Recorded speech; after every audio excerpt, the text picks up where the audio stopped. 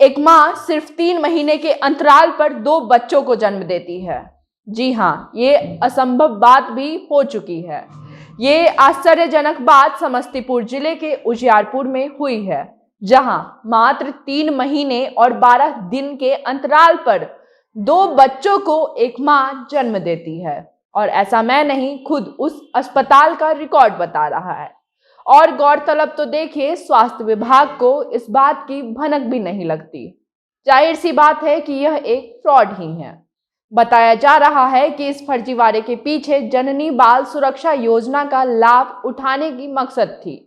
नमस्कार, मेरा नाम हर्षिता सिंह है और आप मेरे साथ जनता जंक्शन देख रहे हैं। समस्तीपुर के उजियारपुर प्राथमिक स्वास्थ्य केंद्र में अजीबोगरीब मामला सामने आया है, जहां सिर्फ 3 महीने में एक महिला 2 लड़कों को जन्म देती है। साधारण सी बात है कि ऐसा प्राकृतिक तौर पर तो हो नहीं सकता, तो ये घटना कागजी तौर पर ही हुई है। महिला हरपुर के रेबाड़ी गांव की है। इस फर्जीवाड़ा के पीछे जननी बाल सुरक्षा योजना का लाभ बताया जा रहा है, जहां सरकार महिलाओं को कुछ पैसे देती है बच्चा जन्म होने के बाद।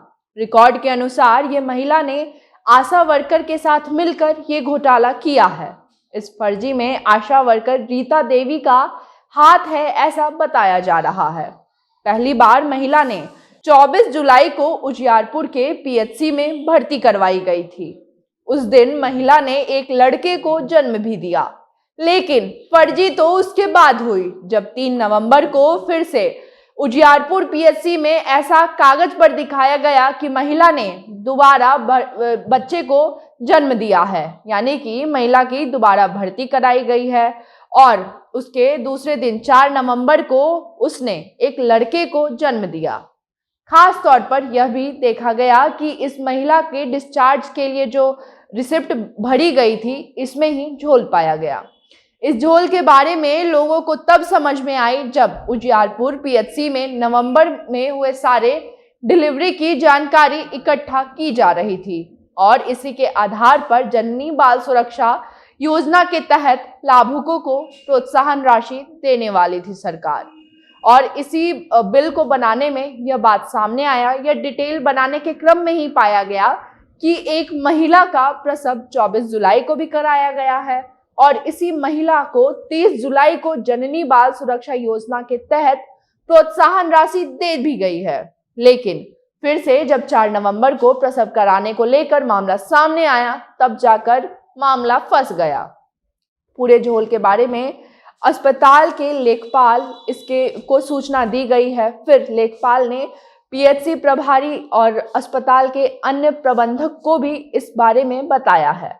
बताया जा रहा है कि इस पूरे मामले में भुगतान को रोक दिया गया है। लेकिन सवाल उठता है आम इंसान की जागरूकता पर। अगर सरकार हमें कोई लाभ दे रही है तो इसका मतलब लोग ये समझते हैं कि जितना ज्यादा उस लाभ का फायदा उठा लिया जाए उतना बेहतर है, और इस लाभ का फायदा उठाने में कई बार कई लोग झोल भी कर बैठते हैं।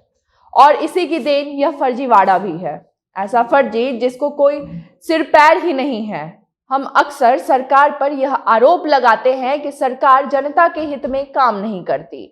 कहीं ना कहीं सच तो यह भी है कि जब सरकार जनता के हित में कोई स्कीम लाती है तो उस स्कीम का गलत फायदा उठाया जाता, या फिर जिन लोगों तक उस स्कीम का लाभ पहुंचाना चाहिए उन लोगों तक पहुंच नहीं पाता।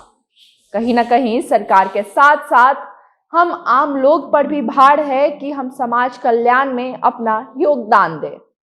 हम भी सोचें कि अगर किसी स्कीम में किसी को लाभ हो सकता है तो उसका गलत फायदा नहीं उठाया जाए। बाकी गलत फायदा उठाने के लिए सरकारी लोग तो बैठे ही हैं। मेरा नाम हर्षिता सिंह है, आप मेरे साथ जनता जंक्शन देख रहे हैं। अगर आपको यह खबर पसंद आई हो तो इसे ज़्यादा से ज़्यादा शेयर करें। कैमरे के पीछे मेरे साथी ओम प्रकाश खड़े हैं। धन्यवाद।